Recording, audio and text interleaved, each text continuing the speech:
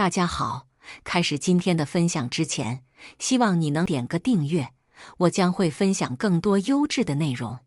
去医院做检查，意外看到老公陪着一个怀孕6个月的孕妇产检，他们举止亲昵，全然不是普通朋友。后来我发现他们一直在密谋，让我净身出户，为了升职加薪，居然还想把我送给他的领导。我默不作声地维持着表面的和平，直到全部财产到手。走，离婚去。我跟老公结婚3年，一直怀不上孩子，我婆婆明里暗里骂我站着窝不下蛋。其实我也想要个孩子，于是就跟老公去医院做了个检查。去医院拿结果那天，我看到我老公搂着一个怀孕5、6个月的孕妇，举止亲昵地上了电梯。那女人我也认识，是我的同事，以前经常蹭我老公的车上下班。可是她怀孕，为什么要我老公陪着她来医院？我低头看着手上的检查结果单，想着刚才医生对我说的话：你爱人患有严重的少精症，极有可能这辈子都不会有自己的孩子了。我还没在这个突如其来的信息中回过神来，居然又在医院发现我老公陪着别的女人来做产检。可明明我老公患有少精症，那他身旁的那个女人的肚子又是怎么一回事？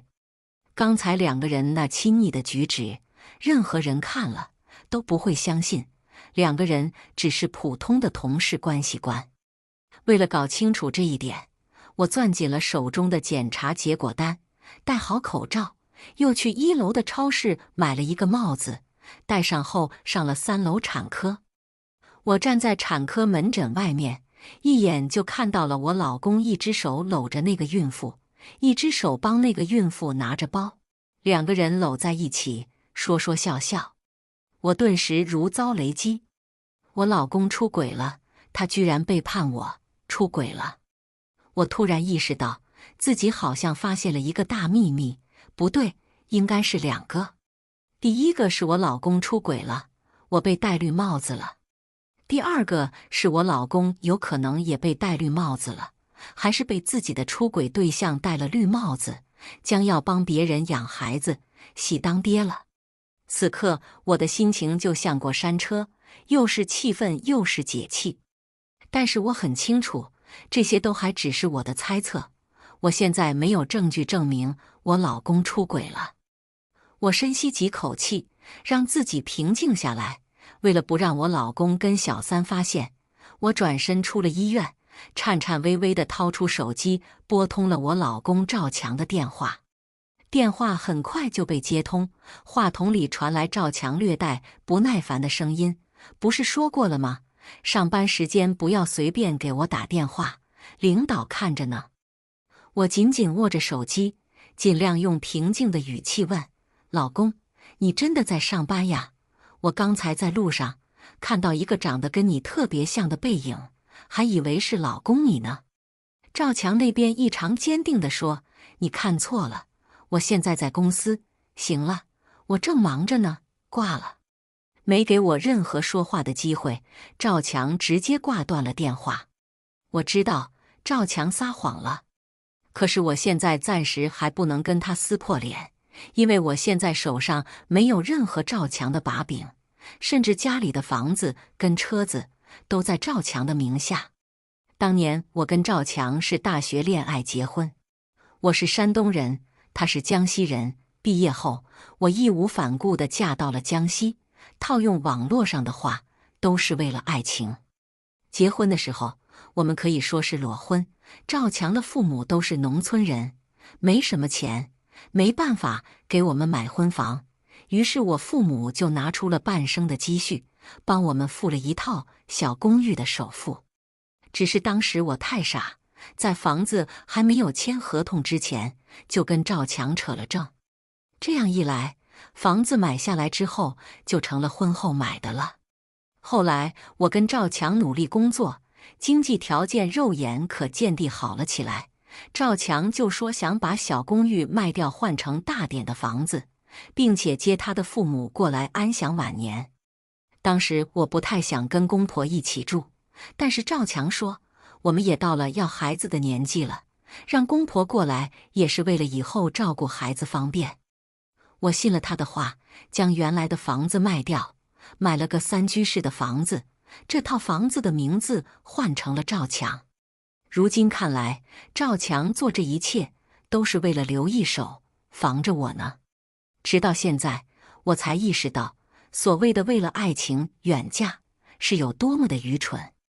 我努力的不让眼泪流出来，为这样的男人掉眼泪不值得。我不能就这么认输，现在赵强还没有跟我摊牌，就说明他后面一定还有什么目的没有表现出来。我不能任人摆布，我要掌握主动权，在赵强找我摊牌之前，先把原本就应该属于我的东西牢牢地抓在手里。当天晚上，赵强没有回家，我下班回去的时候，公婆连饭都没有给我留，也就是说，公婆早就知道当天晚上赵强不会回家，所以才没留饭。那么，公婆知道赵强在外面有女人的事情了吗？过2天是公公的生日，第2天早上，我再次拨通了赵强的电话，忍住恶心撒娇道：“老公，忙了一天，你累坏了吧？要不要我去公司给你送早餐过去？”赵强的声音像是刚刚起床，还带着些不耐烦。不用麻烦了，我在公司这边吃一点就行。这时候，电话听筒里传来一道女声：“老公，谁的电话呀？”我知道这是小三想跟我耀武扬威呢。我故意假装没听清楚，用开玩笑的语气说：“老公，你身旁是不是有女人啊？你真的在公司加班吗？不会是背着我跟那些不三不四的女人过夜吧？”赵强立刻气急败坏地训斥：“你胡说什么呢？这里是公司，当然会有女人的声音。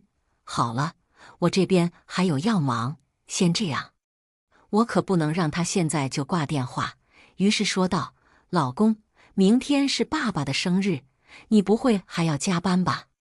爸爸的60大寿，咱们可得办得隆重点。我已经订好了饭店了，就是我上个月的工资还没有发，你能不能先给我转1万块钱啊？”赵强立刻说：“办半个生日哪里用得着1万块钱？”我说：“光吃饭肯定是不需要的，但是我想给爸爸买块表。上次爸爸不是看中了一款机械表吗？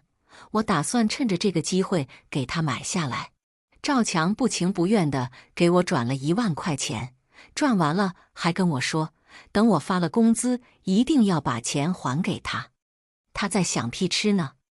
拿到钱后，我立刻去商场，把那款早就看中了，却一直没舍得买的卡地亚手表买了下来。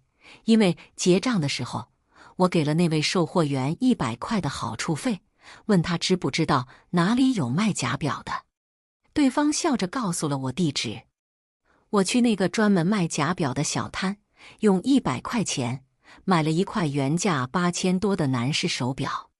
不得不说，果然是专卖假货的地方，不止 logo 完全一模一样，甚至连包装盒子都是一模一样的。买完手表，我去买了一些安眠药跟几个微型摄像头，并且让卖摄像头的那位小哥哥手把手地教了我怎么安装。第2天，公公60大寿，我老公那边来了几个亲戚，等我开车把他们带到5星级酒店后，几位亲戚都是一脸羡慕地对我公公说：“老赵你可真有福气，娶了这么好的儿媳妇，过个生日都来这么高档的酒店。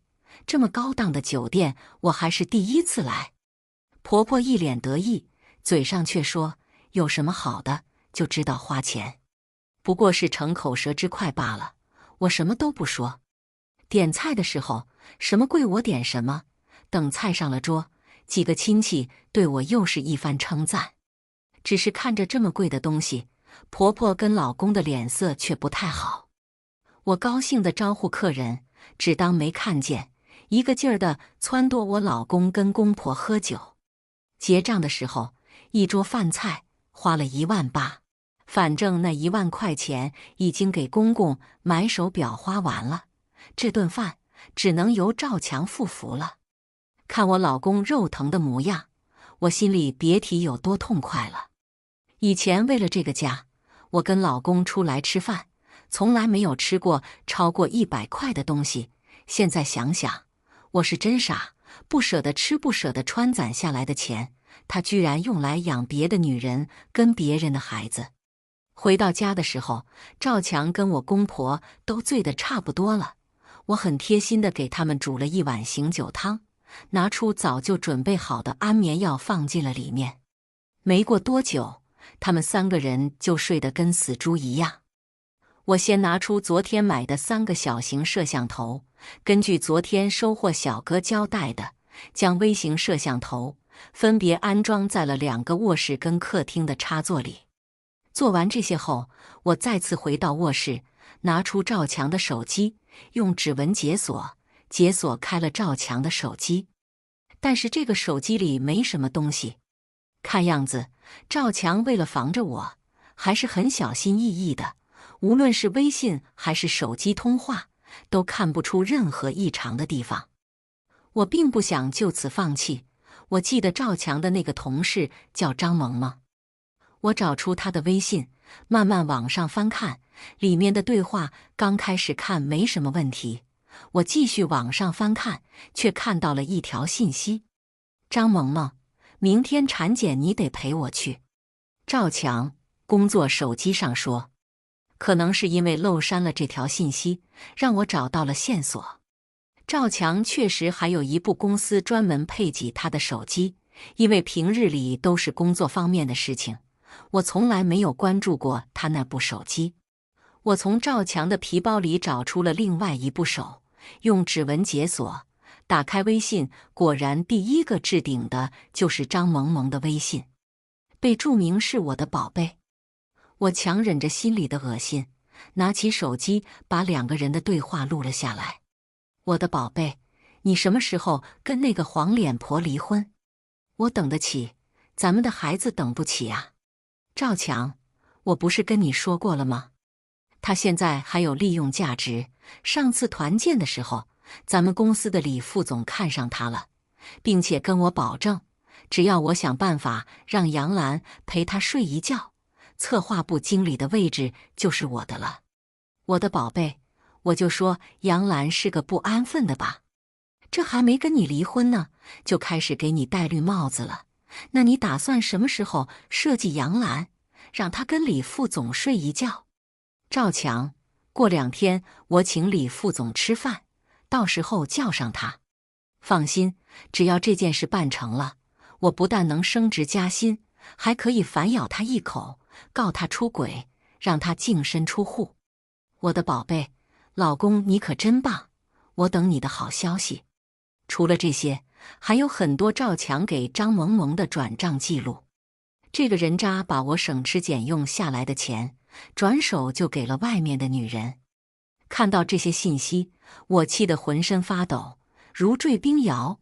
这就是我嫁的男人，不但出轨，还要利用我的身体，达到他升官发财的目的，设计我身败名裂。好一招歹毒的一石二鸟！我死死咬着牙，控制住自己，没有现在就去厨房拿那把刀，砍死躺在床上的男人。为了这种人渣赔上自己的一生不值得。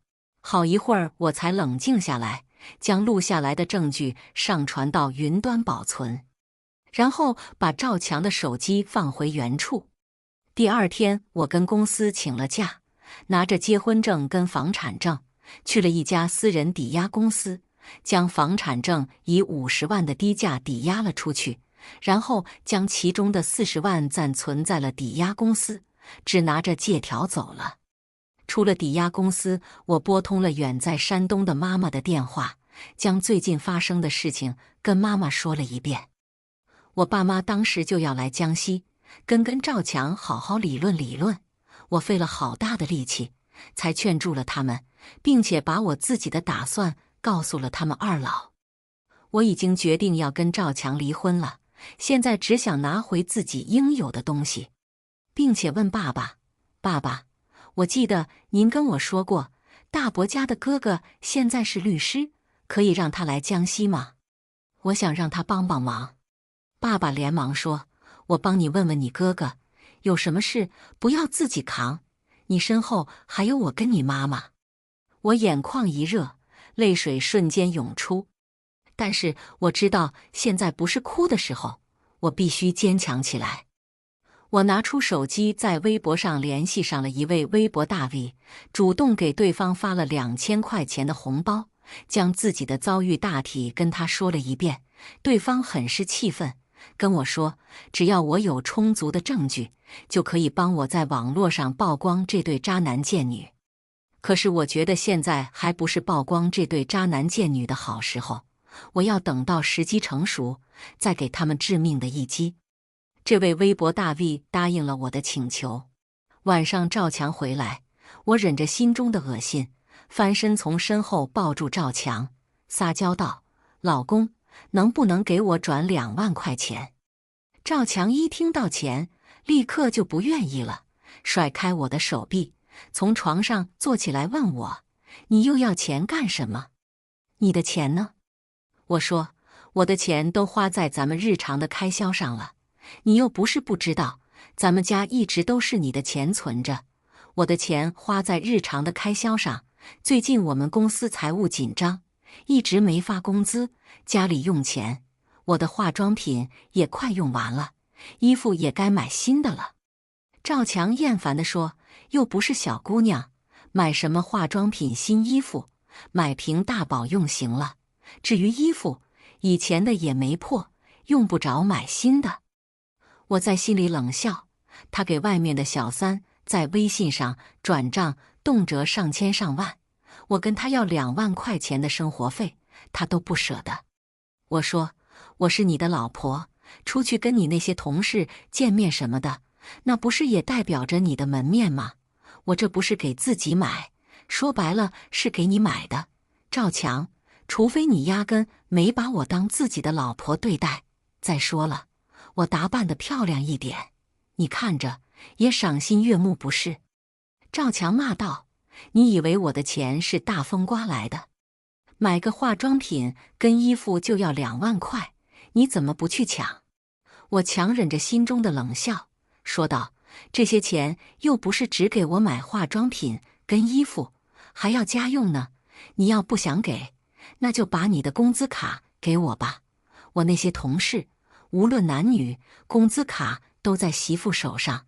赵强，我都没跟你要工资卡，只跟你要2万块钱家用，你都不给，那我嫁给你还有什么意义了？要不咱明天去离婚算了。如果换作平常，我绝对不会这么要挟，因为我知道这么要挟也没用，赵强绝对觉得不会给我钱。但是现在不同，我知道了赵强的打算，他想陷害我，赔他的上司税，现在暂时就不能得罪我，只能顺着我。果然，赵强极不情愿地给我转了5000块钱。我对赵强说：我以前的好闺蜜来江西旅游，这2天我陪她好好逛逛，暂时不在家里试住，明天你跟妈说一声。赵强听到我说不在家里住，眼神一亮，但很快掩饰住，问道：那闺蜜打算在江西玩几天？我说：大概4、5天吧，这几天我陪着她，暂时都不回家。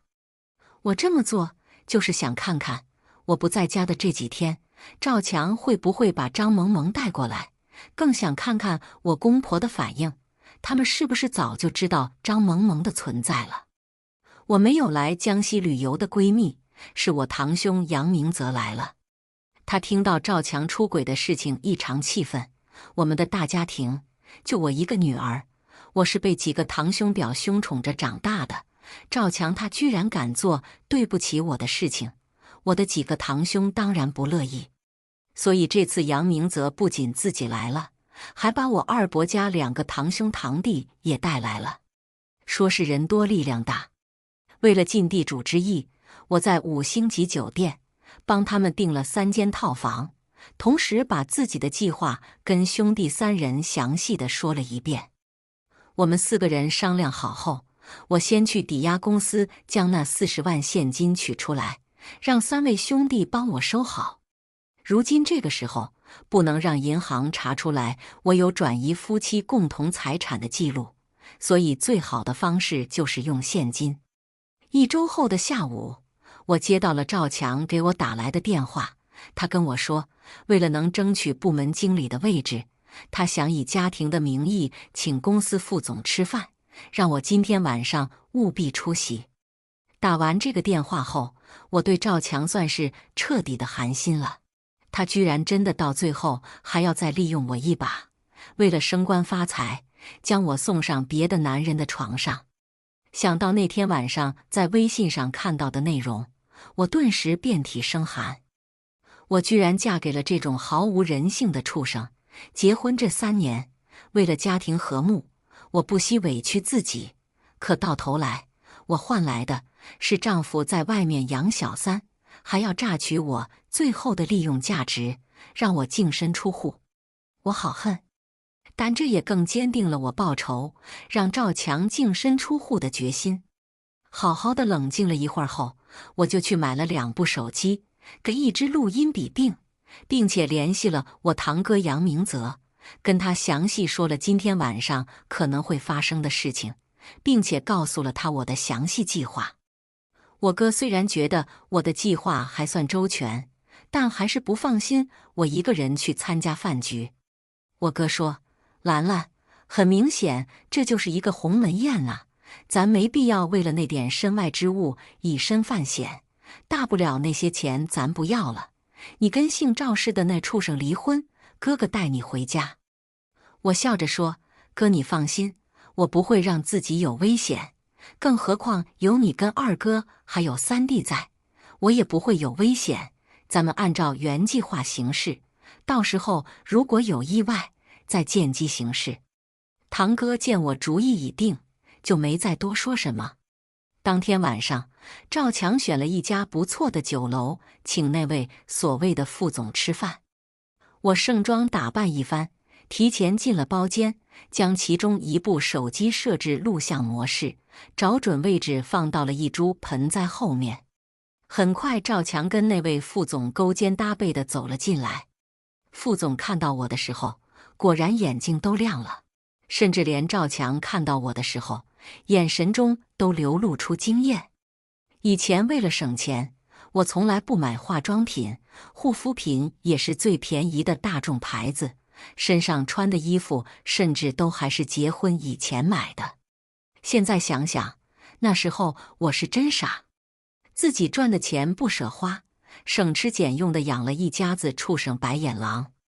赵强上来就给那位副总介绍，兰兰，这是我们公司的李总，李总，这是我妻子杨兰。我想到后面的事情，强忍着恶心，笑着打招呼，你好李总。李副总看我的眼睛都直了，笑着说，小赵可真是有福气啊，娶了这么漂亮的妻子。赵强笑着说，李总谋赞了。入座后，赵强倒了一杯红酒递给我使眼色，低声道，老婆，我能不能升任部门经理，可就看今天这顿饭了，你一定要跟我一起哄好李总，去给李总敬杯酒。这是想灌醉我，然后再把我送到李副总的床上呢。我笑着从包里拿出卫生巾，一脸歉意地说道，不好意思啊李总，明天我的生理期就到了，今天怕是没办法陪您喝酒了。这样好了，我以茶代酒敬您吧。说着，我给自己倒了一杯茶，举到了李副总的面前。这茶水是刚才我亲手泡的，别人没办法在里面动手脚。赵强跟李副总的脸立刻就变了。李副总不好对我说什么，他拉下了脸对赵强说，你妻子似乎是不太把我看在眼里呀，一杯酒都不肯喝。赵强冷着脸呵斥我，杨兰，你什么意思？明天才生理期跟今天有什么关系？一杯红酒而已，你拿捏什么？你到底还想不想让我好？其实我的生理期根本就不是明天，这人渣跟我结婚3年，居然连我的生理期是哪一天都不记得。我垂下头，似乎也意识到了自己不对，看了眼2个人喝的都是啤酒，突然意识到，反应过来，可能那瓶红酒有问题，其实是有问题的。他们不仅仅是想灌醉我，那里面可能加了别的料，是想迷晕我。那红酒我绝对不能喝。其实这是我不管确定，但是以防万一，我不能喝那瓶红酒。我笑着拿起了包间那一瓶还没有开封的高度白酒，将自己杯子里的茶水倒掉，然后倒满了一杯白酒，再以此帮赵强和李副总倒上了白酒。李副总见我喝白酒，一脸的不怀好意，妹子这是想要喝白的。我笑着说，跟李副总吃饭，当然要拿出最大的诚意来，红酒跟啤酒有什么意思？要喝就要喝白的。我跟赵强认识后，几乎是滴酒不沾，所以赵强一直以为我根本不会喝酒。但其实我虽然酒量没我父亲好，可作为山东人，还有不会喝酒的女人。我举起酒杯跟李副总碰了一下，仰头就是一大口。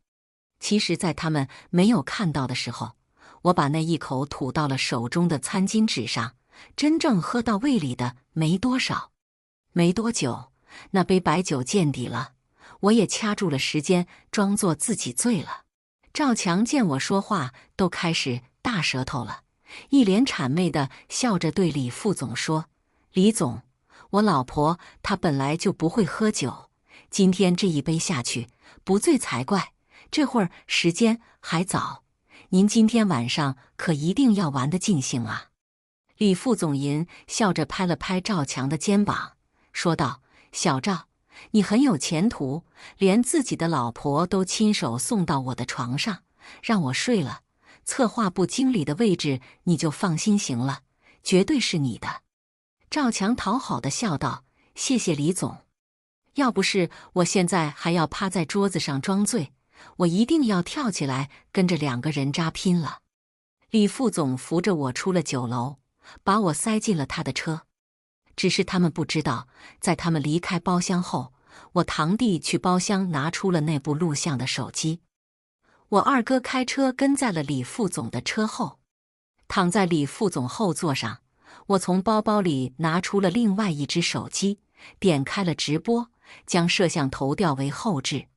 因为我从来没有做过直播，摄像头面对的又是一片黑暗，所以一开始并没有人进我的直播。这也是我想要的，因为这时候我不需要有人过来看。大概10几分钟后，李副总将车停在一家酒店门口，打开车门将我扶进了酒店房间。一进酒店，我就不装醉了，故意将包包扔到地上，让摄像头对准房间，一把推开了李副总就要往外逃。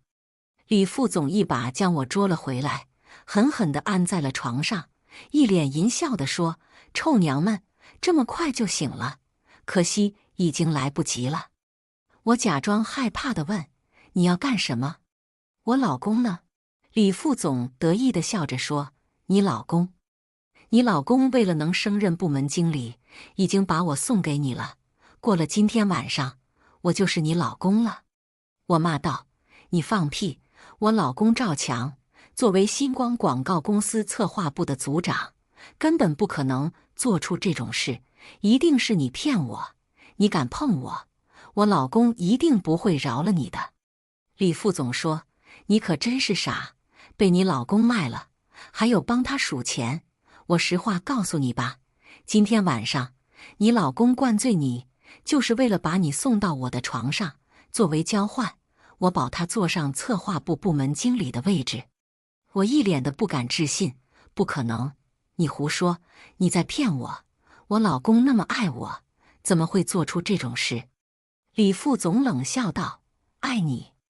你老公早就想跟你离婚了，今天这件事不过是榨干你最后的利用价值罢了，你还不知道吧？你老公跟一位叫张萌萌的下属早就搞到一起了，小三都怀孕了5、6个月了，你还傻傻的以为你老公爱你？”我一脸震惊地看着李副总，沉默了几秒后说：“李副总，我想打个电话给我老公确认一下。你放心，我不会打电话报警，反正你就在我身旁盯着，你不用担心。”李副总放开了我，我起身，拿起包包里的手机，把直播给关了。刚才我看了一眼，直播室里已经有几十万的人在观看了。这时候，外面响起了剧烈的敲门声。李副总一惊：“谁？”我笑着说：“是我老公派人接我来了。”你还真以为我老公自己给自己戴绿帽子啊？这事他早就跟我商量好了。我说着，拿出录音笔晃了晃：“你刚才想对我动粗的事情，我都录下来了。只要有了这个，我老公部门经理的职位，你就得给安排，否则我老公把这东西发到公司总部或者你妻子手里，你说会是什么后果？”我说着，打开录音笔，里面传来了刚才李副总说的话。李副总扑上来就要抢。这时候房门开了，我大哥跟二哥大步跑进来，将我护在身后。李副总这时候才意识到自己被耍了，他恶狠狠地大骂：“赵强那个混蛋，他居然敢跟老子玩仙人跳，老子绝对不会放过他！”跟我大哥二哥一起进来的酒店保安立刻制止住了李副总。这件事在网络上闹得非常大，所有人都知道了星光广告公司策划部的组长不但养小三，为了升职加薪，还亲手把自己的妻子送到了公司副总的床上。因为是直播的方式传出去了，这件事很快就被公安部立案侦查，李副总算是强奸未遂。而且李副总一直觉得这是赵强跟我一起玩的仙人跳，所以赵强算是彻底的得罪了李副总，在公司也彻底的没办法混了，当天就被公司开除走人了。赵强知道这事是我干的，可是我身旁有哥哥跟堂弟的保护，他也没办法把我怎么样。而且我还有他们一家人在我离开的那几天里把小三接回家的视频。不得不说，我当时在家里安装微型摄像头是对的。我一离开家，赵强就迫不及待地把小三接到了家里。我公婆也早就知道了小三怀孕的事情了，对小三照顾的那叫一个无微不至。赵强在电话里极尽所能地把毕生会的脏话都骂到了我的身上，我却一点都没动气，只平静地说出了我的条件。我说：“赵强，你跟爸妈还有小三现在住的那栋房子，是我爸妈出了50万，再加上我们2个人的存款凑的首付买的。后面房贷虽然是你在还，但是我的工资全部拿出来用在了花销上。现在房子升值，房子你们可以继续住，我跟你要100万没毛病吧？”赵强尖叫：“100万？你疯了吗？”我慢条斯理地说：“你每个月工资税后1万，房贷2000，我每个月还会给你2000块作为你的生活零用，你净剩8000，再加上每年年底的奖金，这3年你也该存了不少钱了。”赵强恶狠狠地骂道：“你这个贱人，我1分钱都不会给你。”我笑着说：“没关系，我们可以打官司。反正全世界的人都知道你出轨找小三，小三都怀孕6个月了。你说真要打起气官司来，你会不会连现在的房子都拿不到，只能净身出户？”赵强说：“仅凭那天晚上的直播，那不算证据，法院也判不了，你少吓唬我。”我说：“没关系，今天晚上给你新的证据。”挂断电话，我就联系了前几天联系过的那位微博大 V， 微博大 V 当天晚上就把我录的那些微信聊天记录发到了微博上。这件事继续发酵，很多人开始咒骂小三跟渣男。我主动拨通赵强的电话，说道：“你现在觉得证据够了吗？”赵强在电话里破口大骂：“杨澜，你这个贱人！”我说：“你最好管住你的嘴，否则我可能立刻就去告你。”赵强终于意识到我不是在吓唬他，而是有了万全的准备。他说：“你到底想怎么样？”我笑着说：“很简单，给我100万，立刻跟我离婚。”那栋房子现在的市值是150万，100万10万，我现在要100万，剩下的50万留着他们自己去私人抵押公司赎房产证用吧。我就是这么好心。赵强说：“我没有100万。”我笑：“那就法庭上见吧。”赵强见我要挂电话，立刻说：“你等等，给我3天的时间。”我说：“只有2天。”赵强的手里应该有50万的现金。至于我公婆，我们结婚的时候，他们1分钱没出，反而是婚后，我每个月都会给他们1000块钱的零用钱，50万的存款应该没问题。当然，这些也不是我该考虑的事情了。2天后，赵强把100万打到了我的银行卡里。当天，我在我堂哥堂弟的保护下，跟赵强办理了离婚手续。当天晚上，我就在微博上晒出了离婚证，表示这样的婚姻，姐姐不稀罕，让渣男贱女锁死吧。微博下面立刻收获了不少人的好评，很多网友认为我不像有些女人，把这些事抖出来只是为了报复小三，却还想跟渣男在一起。虽然最后我没有把我公婆在我的房子里伺候小三的视频公布出来，但是我知道赵强跟小三肯定过不好，过得并不好甚。毕竟在这个志在现在这个网络发达的时代，全国人民都知道了他们做过的那些事情，他们已经被公司辞退，再想找工作可就没那么容易了。结束这一切后，我跟堂哥回到了山东。下飞机的时候，我收到了一位微博粉丝给我发来的私信，说有位医生在微博上爆料，我的前夫根本没有生育能力，那么小三的孩子会是谁的呢？因为医生的爆料，将这件事再次推入了一个新的高潮，赵强成了整个网络嘲笑的对象。我也接到了赵强的电话，他先是质问我为什么不告诉他根本没有生育能力的事情，后面又痛哭流涕地求我原谅他，说他爸妈因为这件事都气得住进了医院，他们在邻里间都抬不起头了，说他爱的还是我，求我跟他复婚。我当然不会相信他的鬼话，更不可能跟他复婚。我挂断手机，反手拉黑了他。